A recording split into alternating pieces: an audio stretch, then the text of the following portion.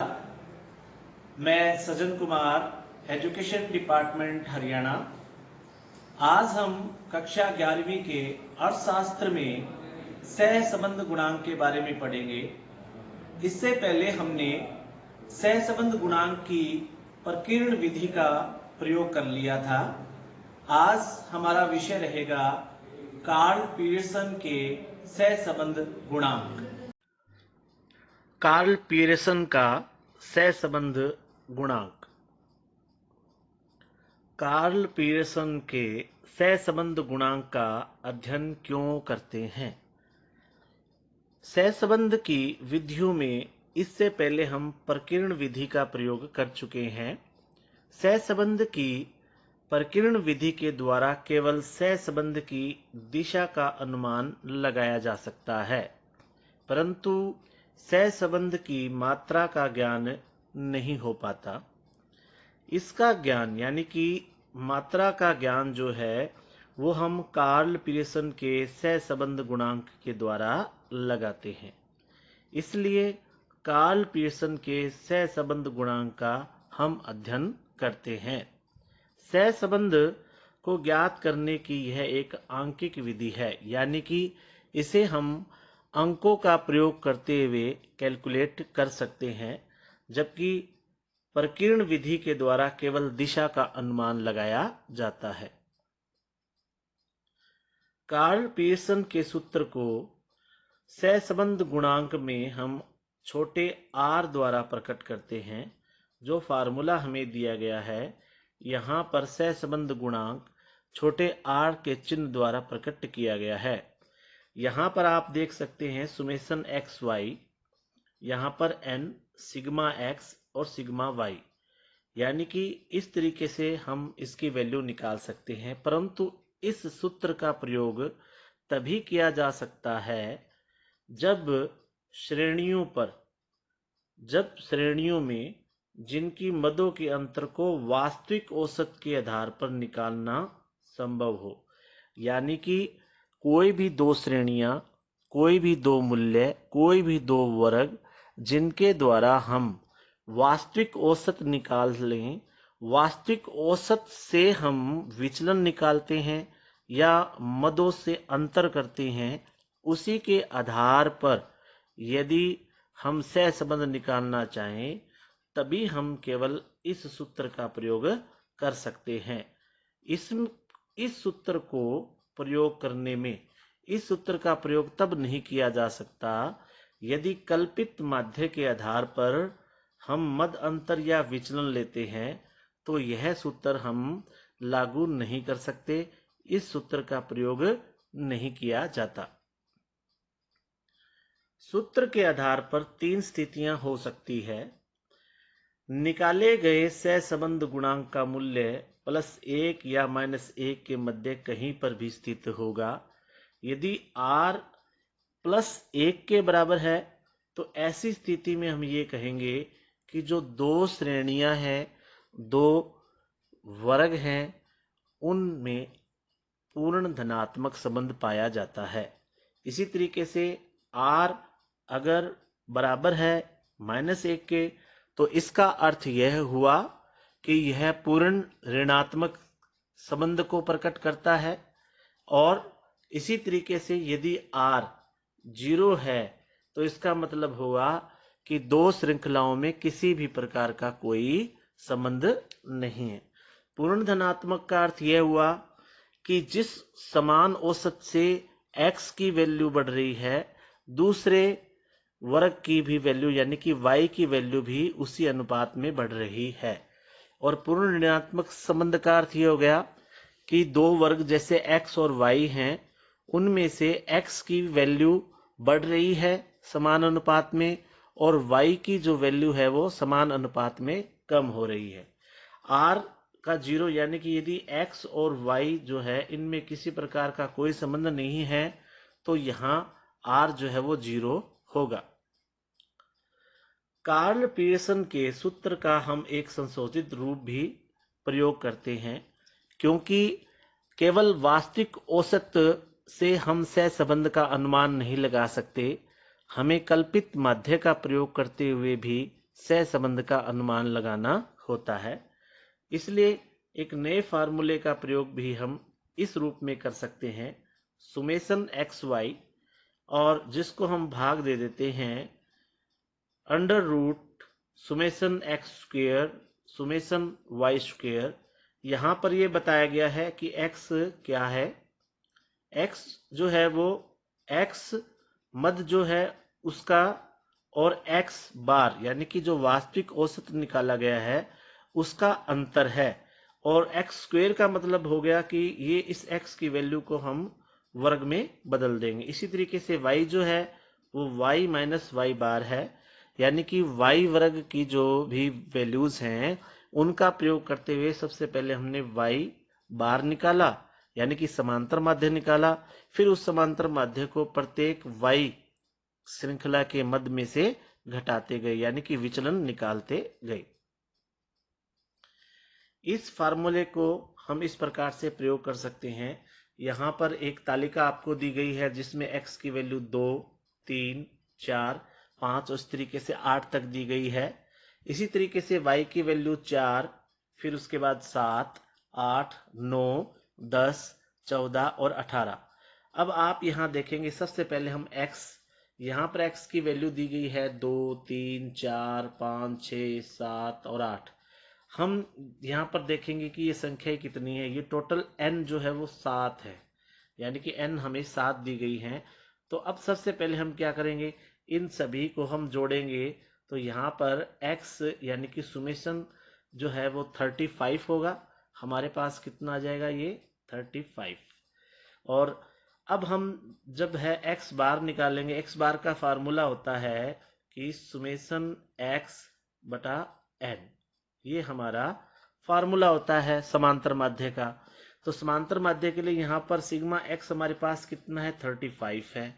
अब 35 n कितना है हमारे पास 7, इसको जब डिवाइड करेंगे तो ये हमारे सामने आ जाएगा 5।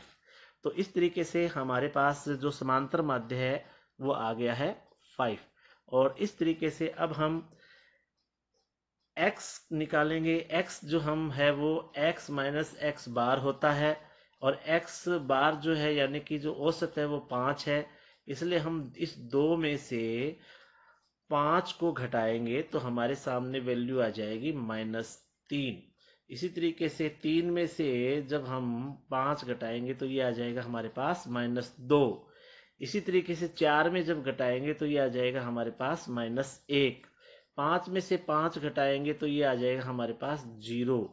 फिर 6 में से 5 घटाएंगे तो ये हमारे पास आ जाएगा 1। और इसी तरीके से 7 में से 5 घटाएंगे तो 2, और 8 में से 5 घटाएंगे तो 3। और इन सबको जब जोड़ देंगे तो इनकी जो सुमेशन x आएगा हमारे पास वो 0 होगा। इसके बाद आप यहां देखेंगे कि फार्मूले में आप देखेंगे कि हमें एक्स स्क्वेयर चाहिए। एक्स स्क्वेयर के लिए हम क्या करेंगे, ये जो यहाँ पर हमारे सामने जो x की वैल्यू आई है, यानी कि ये जो आया है -3, -2, ये x है, इसका हम विचलन का वर्ग कर देंगे, यानी कि एक्स स्क्वेयर करेंगे। एक्स स्क्वेयर यानी कि -3 का स्क्वेयर, यानी कि -3 मल्टीप्लाई -3। तो यहाँ पर आप देख पाएंगे कि -3 को करेंगे तो हमारे पास प्लस का 9 आ जाएगा। इसी तरीके से आप यहाँ देख पाएंगे कि यहाँ -2 है, इसका जब स्क्वेयर करेंगे तो ये 4 आ जाएगा। -1 का स्क्वेयर करेंगे तो ये प्लस का 1 हो जाएगा। 0 का स्क्वेयर करेंगे तो 0 हो जाएगा। -1 का स्क्वेयर करेंगे तो 1 हो जाएगा। फिर 2 का स्क्वेयर करेंगे तो 4, 3 का स्क्वेयर करेंगे तो 9। अब हम इन सबको वैल्यू को जोड़ देंगे, जोड़ने पर हमें सामने आएगा सुमेशन एक्स स्क्वेयर आ जाएगा 28। इसी तरीके से हम y के अंदर भी सेम प्रोसेस की प्रक्रिया को अपनाते हुए यहाँ पर y बार समांतर माध्य निकाल लेंगे, और फिर हम यहाँ पर विचलन निकालेंगे, और उसके बाद प्रत्येक विचलन का फिर हम पुनः वर्ग कर देंगे, और इस तरीके से सुमेशन y स्क्वेयर जो है उसकी वैल्यू 130 आ जाएगी, इन सब का जोड़ जो होगा। इसी तरीके से आप देख पाएंगे फार्मूले में देखेंगे तो आप पाएंगे सुमेशन एक्स वाई। यहाँ एक्स वाई का मतलब है x गुणा y। तो यहाँ पर सबसे पहले आप देखेंगे एक्स वाई निकाल लेंगे हम। x हमारे पास क्या है ये, और y क्या है हमारे पास, y हमारे पास ये है। आप देख पाएंगे कि ये हमारे पास x हो गया और ये होगी हमारे पास y। इनकी हम क्या करेंगे, मल्टीप्लाई कर देंगे, इनको हम गुणा कर देंगे। तो आप देख पाएंगे कि -3 और -6 को मल्टीप्लाई करेंगे तो हमारे सामने आ जाएगा +18। इसी तरीके से -2 और -3 की मल्टीप्लाई करेंगे तो हमारे पास आ जाएगा +6। और इसी तरीके से हम इन प्रत्येक मद की और इसके साथ जो है वो मल्टीप्लाई कर देंगे तो हमारे सामने जो है वैल्यू आ जाएगी 58। सुमेशन एक्स वाई जो है वो हमारे सामने आ जाएगा 58। अब हम इस फार्मूले का प्रयोग करते हुए, क्योंकि इस फार्मूले में जो कुछ दिया गया है उसकी सभी की वैल्यूज जो है वो अब हमारे पास आ चुकी है, और इस फार्मूले का प्रयोग करते हुए हम सहसंबंध गुणांक निकालेंगे। आप देख सकते हैं इस सूत्र का प्रयोग करते हुए कि सुमेशन एक्स वाई है वो 58 है, और इसी तरीके सुमेशन एक्स स्क्वायर जो है वो 28 है, और ये हमारे पास सुमेशन वाई स्क्वायर 130 है। और इस तरीके से हम मैथमेटिकल कैलकुलेट करेंगे तो ये हमारे सामने आएगा +0.96। इसका अर्थ ये हुआ कि ये सहसंबंध गुणांक जो है वो धनात्मक है, यानी कि जो हमें श्रृंखला दी गई है x और y, इस x और y के अंदर धनात्मक संबंध पाया जाता है। इसके बाद हमारे सामने कार्ल पियर्सन सहसंबंध गुणांक की शॉर्टकट मेथड से हम किस तरीके से, यानी कि लघु विधि का प्रयोग करते हुए हम सहसंबंध की गणना किस तरीके से करते हैं। सहसंबंध को हम r द्वारा दर्शाएंगे। इसके बाद हमारे सामने जो फार्मूला है वो है सुमेशन dx dy और सुमेशन dx और multiply summation dy over n, और उसको हम सबको भाग दे देंगे under root summation dx square से, ब्रैकेट में सिग्मा dx उसका स्क्वायर और ओवर n। इसी तरीके से फिर यहाँ मल्टीप्लाई कर देंगे इसको, वही under root summation dy square, और उसके बाद है ब्रैकेट में dy का स्क्वायर ओवर n। और इस तरीके से हम इस फार्मूले का प्रयोग करते हुए लघु विधि के द्वारा हम सहसंबंध का अनुमान लगाएंगे। यहाँ पर आपको दिखाई दे रहा है dx का मतलब है x श्रेणी के मदों के द्वारा कल्पित माध्यों से अंतर या उसका विचलन निकालना। dy का मतलब हो गया y श्रेणी के मदों का उसके कल्पित माध्य के औसत से अंतर या विचलन। और इसी तरीके से सुमेशन dx और dy का मतलब ये हो गया कि dx और dy के गुणनफल का जोड़ जो होगा। इसी तरीके से सुमेशन dx स्क्वायर जो वो होगा वो dx के वर्गों का जोड़ होगा। इसी प्रकार से सुमेशन dy जो होगा वो dy के वर्गों का जोड़ होगा। सुमेशन dx है वो x श्रृंखला के विचलनों का जोड़ होगा। सुमेशन dy वो y श्रृंखला के विचलनों का जोड़ होगा, और n जो है वो कुल संख्या होगी। और इस तरीके से हम लघु विधि का प्रयोग करते हुए सहसंबंध का अनुमान लगा सकते हैं।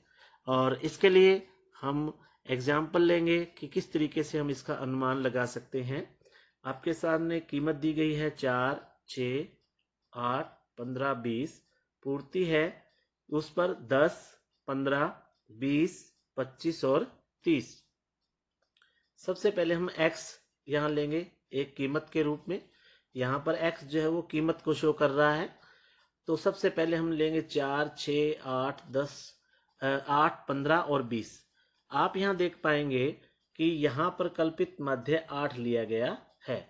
आप कल्पित माध्य कोई भी ले सकते हैं, चाहे इसके अंदर ये वैल्यू में दिया हुआ हो अथवा नहीं, परंतु सबसे निम्न मद है वो है वैल्यू है वो 4, सबसे अधिकतम 20। इसलिए कल्पित माध्य ऐसा लेना चाहिए कि जो सबसे कम वैल्यू है और सबसे अधिक वैल्यू है उसके लगभग मध्य का होना चाहिए, ताकि कैलकुलेशन करने में किसी प्रकार की कोई दिक्कत न आए। यहाँ पर आप देख पाएंगे dx निकालने का फार्मूला है x - a। ए क्या माना है 8, आप यहाँ देख सकते हैं।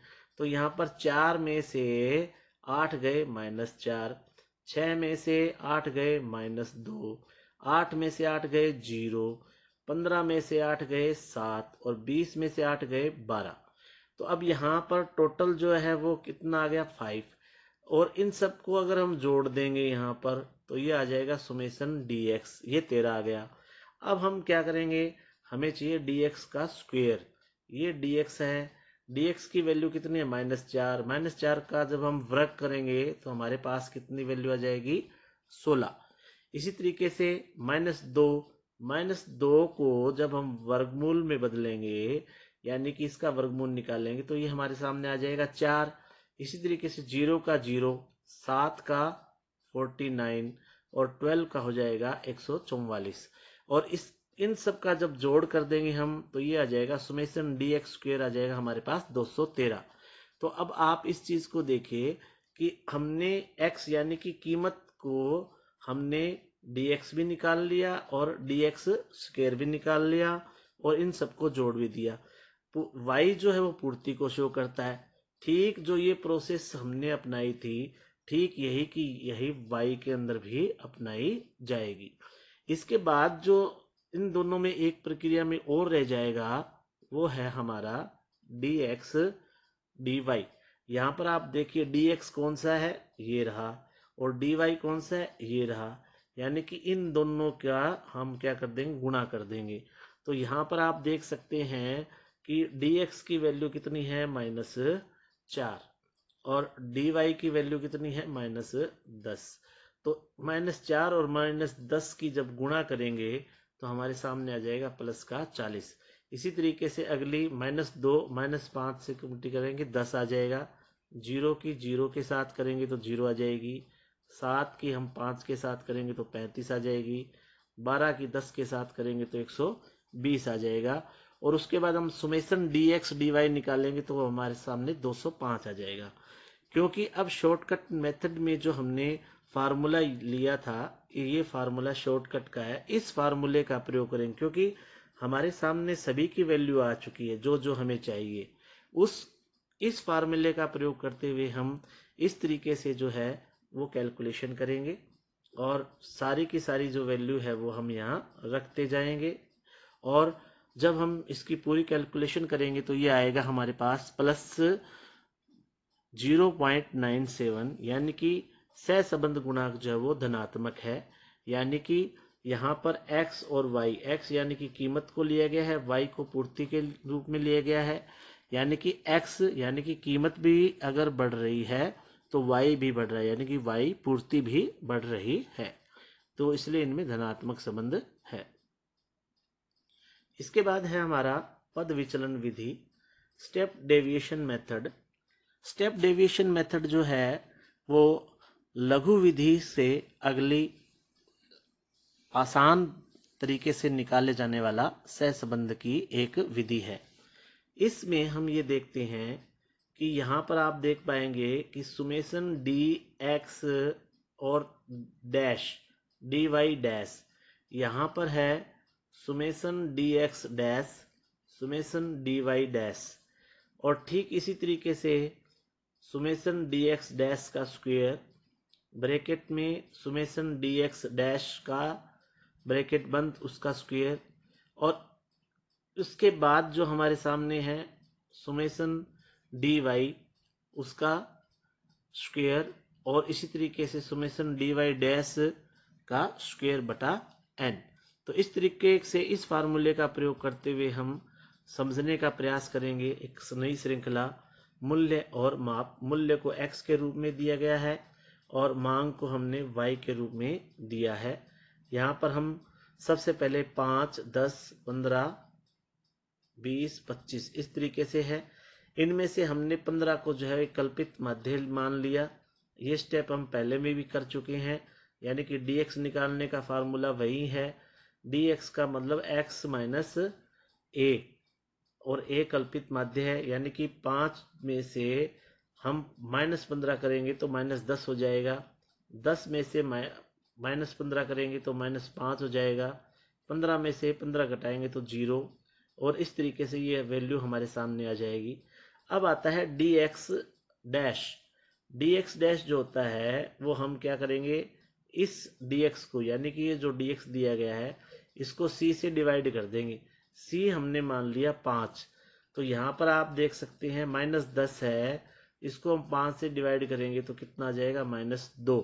और इस तरीके से 5 को फिर करेंगे तो -1, 0 को 5 से करेंगे 0, 5 को फिर 5 से करेंगे तो 1, 10 को 5 से करेंगे तो 2। और इस तरीके से हम ये सारी की सारी वैल्यू जो है वो निकाल लेंगे। अब हम डी एक्स डैश का ही स्क्वायर करेंगे। डी एक्स डैश यानी कि ये जो है हम इस सभी वैल्यू का स्क्वायर करते जाएंगे, यानी कि -2 है तो -2 का स्क्वायर, -2 गुणा -2 प्लस का 4 आ जाएगा। इस तरीके से ये सारी वैल्यूज आएगी, इनको हम सबको जोड़ देंगे। यहाँ आ जाएगा हमारा summation d x dash square, ये आ जाएगा हमारा 10। ठीक जितनी ये प्रक्रिया हमने इस प्रकार की है, ठीक इतनी की इतनी ही प्रक्रिया हमें इस y से लेकर के यहाँ तक हमें करनी है। सेम प्रोसेस हमें ये अपनाना है। और जो आखिरी जो प्रोसेस करना है वो है डी एक्स डैश और y dy डैश, इनका हमें मल्टीप्लाई करना है। यानी कि आप देखेंगे डी एक्स डैश और डी वाई डैश, इन दोनों की वैल्यूज को गुणा कर देना है, यानी कि -2 मल्टीप्लाई 2 यानी कि 4, -1 और 1 की मल्टीप्लाई -1, और इस तरीके से सारी वैल्यू आ जाएंगी। और हम यहाँ पर सुमेशन निकाल लेंगे, summation d x dash d y dash बराबर -10। और हम अब इस फार्मूले का प्रयोग करते हुए हम ये जो वैल्यूज़ हैं वो यहाँ पर सब वैल्यूज़ रखेंगे, और उसके बाद जब हम इसकी कैलकुलेशन करेंगे तो हमारे सामने आएगा -1, यानी कि यह पूर्ण रूप से ऋणात्मक सहसंबंध है। इसका अर्थ ये हुआ कि जो x और y है उनमें से x एक समान अनुपात में अगर बढ़ रहा है तो y भी अपने समान अनुपात में कम होता जा रहा है। एक बढ़ रहा है, दूसरा कम हो रहा है। तो यह है पूर्ण रूप से एक ऋणात्मक सहसंबंध। सहसंबंध के गुण क्या हैं? R जो है हमारे सामने है, ये कोई अपने आप में इकाई नहीं होती, यह तो केवल एक संख्या है। R जो है वो कार्ल पीसन के सहसंबंध गुणांक को दर्शाता है। R का ऋणात्मक जो मान है वो विपरीत संबंध को दर्शाता है, और यदि R का मान धनात्मक हो तो चरों में परिवर्तन समान रूप से होता है। यानी कि R यदि ऋणात्मक है तो इसका अर्थ यह हुआ कि दो वर्गों में से एक वर्ग जो है अगर कम हो रहा है तो दूसरा वर्ग जो है वो ज्यादा हो रहा है, यानी कि दोनों में विपरीत संबंध पाया जाता है। इसी तरीके से यदि R 0 हो तो दोनों चर के मध्य किसी प्रकार का कोई संबंध नहीं होता। यानी कि अगर दो श्रृंखलाएं हमारे पास हैं और उन श्रृंखलाओं में हमने ऐसी वैल्यू ले रखी है जिनका आपस में किसी प्रकार का कोई संबंध नहीं है, तो इसका अर्थ यह हुआ कि वहां पर सहसंबंध गुणांक जो है वो 0 होगा। यदि r+1 है या -1 है तो हम ये कहेंगे कि सहसंबंध पूर्ण या समानुपातिक होता है। यानी कि अगर +1 है तो पूर्ण धनात्मक, यानी कि पूर्ण धनात्मक में ये हो गया कि दोनों मदें ही बढ़ रही हैं, x भी बढ़ रहा है y भी बढ़ रहा है, लेकिन समान अनुपात में बढ़ रहा है। और -1 है तो पूर्ण ऋणात्मक, उनमें से एक x समान अनुपात में बढ़ रहा है तो y समान अनुपात से घट रहा है, और x यदि समान अनुपात से घट रहा है तो y समान अनुपात से बढ़ रहा है। सहसंबंध का मान +1 और -1 के मध्य होता है। यदि r का मान इस क्षेत्र से बाहर आता हो तो इसका अर्थ यह हुआ कि गणना में त्रुटि है। यानी कि सहसंबंध का जो मान होता है वो +1 और -1 इनके मध्य ही कहीं स्थित होता है। यदि प्लस का 2 आ जाता है तो इसका अर्थ यह हुआ कि गणना करने में त्रुटि हुई है, क्योंकि सहसंबंध का जो मान होता है वो +1 और -1 के मध्य कहीं स्थित होता है। सहसंबंध के महत्व क्या है? सबसे पहला है नियमों व धारणाओं का निर्माण। सहसंबंध के अध्ययन से चरों के पारस्परिक संबंध की दिशा तथा मात्रा का ज्ञान होता है और इसके फलस्वरूप अर्थशास्त्र के बहुत से नियमों तथा धारणाओं जैसे कि मांग का नियम, मांग की लोच की धारणा, इन जैसे जो नियम है इनका निर्माण करना संभव हो पाया है। अगला है कारण और परिणाम संबंध। सहसंबंध गुणांक कई बार विभिन्न चरों में पाए जाने वाले कारण परिणाम संबंध को स्पष्ट करता है और इसके फलस्वरूप चरों के व्यवहार को समझने में सहायता प्राप्त होती है। कारण परिणाम संबंध का अर्थ हुआ, जैसे मान लीजिए कीमत और मांग। कीमत के बढ़ने पर क्या होगा? मांग कम होगी। तो मांग कम होने का कारण क्या बना? कीमत में बढ़ना। परिणाम क्या हुआ? मांग कम हुई। तो ये सहसंबंध जो है वो हमें कारण और परिणाम संबंध को दर्शाते हैं। व्यापारिक निर्णय। सहसंबंध विश्लेषण व्यापारिक निर्णय लेने में सहायक होते हैं। इसका कारण यह है कि एक चर में परिवर्तन होने की प्रवृत्ति दूसरे चरों में होने वाले अनुमानित परिवर्तन का अनुमान लगाना संभव हो जाता है। यानी कि x और y दो वैल्यू हैं, यानी कि x में परिवर्तन होने पर y पर क्या प्रभाव पड़ेगा हम ये अनुमान लगा सकते हैं। तो एक व्यापारी जब एक वस्तु की कीमत के कम या अधिक होने पर उसकी मांग पर क्या प्रभाव पड़ेगा इसका वह अनुमान लगाते हुए व्यापारिक निर्णय ले सकता है और अपने व्यापार को अच्छी तरीके से चला सकता है। इसके बाद है नीति निर्धारण। सहसंबंध नीति निर्धारण में भी सहायक होता है। यदि सरकार को करों की दर या करों के एकत्रीकरण में ऋणात्मक संबंध प्रकट होता है तो सरकार करों की दर को कम कर देगी, यानी कि कर जो है वो घटा देगी, क्योंकि करों की दर कम होने के फलस्वरूप करों की रकम के अधिक एकत्रित होने की संभावना हो जाती है।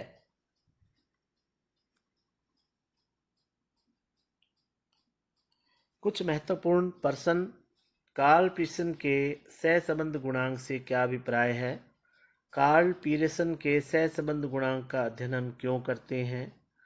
कार्ल पीयरसन सहसंबंध गुणांक की लघु विधि व पद विचलन विधि का वर्णन करें। यानी कि इसमें हमें स्टेप बताने हैं कि आप क्या क्या स्टेप जो हैं उनका प्रयोग करेंगे। कार्ल पीयरसन सहसंबंध गुणांक के गुण लिखें। सहसंबंध के मुख्य महत्व कौन कौन से हैं और इस तालिका का प्रयोग करते हुए सहसंबंध गुणांक विधि का प्रयोग करें। और सहसंबंध ज्ञात करने के लिए इसमें आप लघु विधि, पद विचलन विधि अथवा प्रत्यक्ष विधि का प्रयोग कर सकते हैं।